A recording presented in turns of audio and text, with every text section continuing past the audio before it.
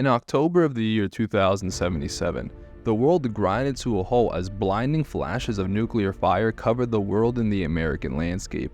These bombs in the war before it became known as the Great War, forcing people to live in this apocalyptic world. Many characters in Fallout don't actually know who first dropped the bombs, and they don't care. For them, it's ancient history 200 plus years in the past, but for the player, it's juicy info that needs to be known. This is Barry, and today on Gaming Inquiry, we'll be going over who really dropped the bombs first in Fallout. One of the most iconic features of the Fallout universe is the massive sprawling wastelands that the player has to travel across during their journey. Whether it be the Capital Wasteland, the Mojave Wasteland, or the Commonwealth, there is no shortage of fun to be had and exploration to be done. While traveling through the games, the player character will come across lore entries that describe more of what happens in the game and what happened in the past. But across all of these lore entries, there was one large problem. It never said who drops the bombs first. Was it the Americans, the Chinese, maybe even another third party, maybe even aliens? In the grand world of Fallout, with the message it is sending, it's not about who launched the first bombs, it's about why humanity even reached that point. But as a video game player who can't read, that message is not going to stop me. So it was time to go on a journey of discovery to find out who first dropped the bombs and why. Most players automatically think that it was either the US government or the Chinese government that first threw the bombs.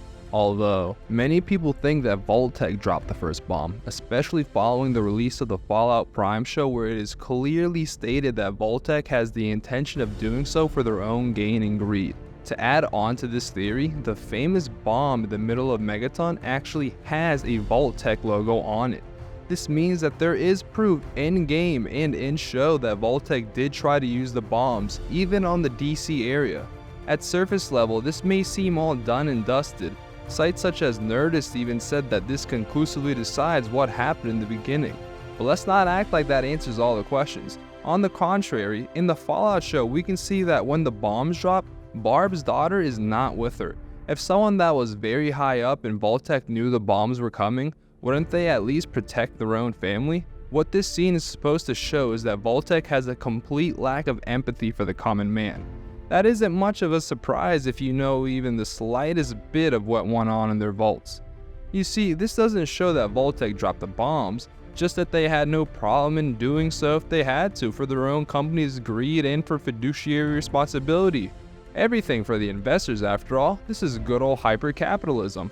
What this actually shows, though, is something else. That another entity, likely a government, bombed America before Vault-Tec could do anything. But who? Was it China bombing in response to American nukes? Was it China striking first? Did America attack itself so it could claim defense and attack China? For this, we need to dive even deeper into Fallout history and lore. Before Fallout became owned by Bethesda, it was owned by Interplay, and Fallout itself was written largely by Tim Cain. Interplay created the first two Fallout games. In Fallout 2, Wire speaking with one Dick Richardson, who is the president of the Enclave, or the USA if you listen to what those losers say, he says, quote, "We were winning too, and then those damn Reds launched everything they had. We barely got our birds up," unquote. We were winning too. And then those damn Reds launched. We barely got our birds up. That seems pretty damning, doesn't it? Even in Fallout 3, we can see through Operation Anchorage that the United States managed to beat China in Alaska and started pushing onto the Asian continent. The Chinese were being cornered, they were losing the war. It makes sense, right? Not so fast. We cannot just assume that China would resort to global destruction when faced with loss. And also, others point to what the president tells you and say it's been 150 years since the war. It's extremely likely he believes propaganda doesn't have a first-hand source. Which makes sense, and when throwing accusations of human extermination, you want to make sure you get it right. And plus, it's best to avoid taking information about human extermination from the guy famously known to take part in human extermination. Also, murdering, kidnapping, experimenting on innocent civilians, and more. Has everyone forgotten the famous scene of the Enclave mowing down Vault dwellers? It must be a stupid haircut that makes him do these things after all. With that said, there are other bits of lore throughout the games that touch on who dropped the bombs. In Fallout New Vegas on the Black Mountain, there is a text entry that says, quote, "Oh my god, it's actually happening." We have readings across the board of launches happening everywhere. China must have thrown everything they had, and it looks like we didn't hold back either. The computer says we have 2 minutes until the first missiles drop. This entry shows that both countries threw bombs at around the same time, and it indicates that as a matter of fact, it was China who threw the first bombs.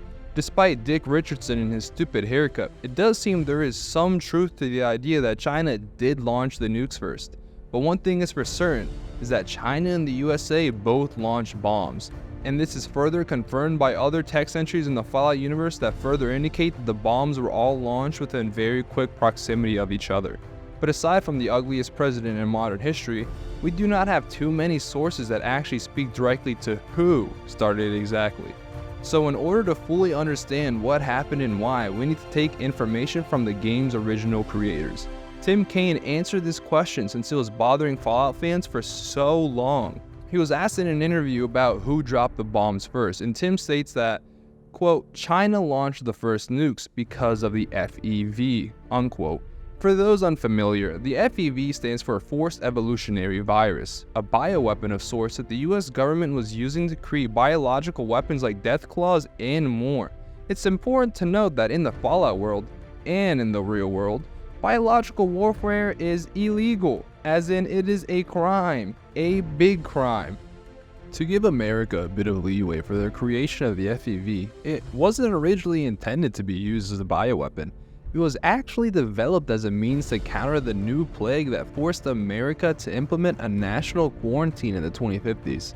I think we should all be happy that COVID did not result in the creation of the FEV, as far as we can tell for now. Human super soldier experimentation with the FEV did not actually begin until the 2070s, a few years before the effective end of the civilized world. So when China found out America was committing war crimes through means of FEV, they immediately launched missiles at the American soil, and the Americans immediately replied, leading to a near death of humanity in the beginning of the post-apocalyptic wastelands. This is a legitimate concern from China. They bombed not due to losing, but due to what is literally an uncontrollable weapon of mass biological destruction.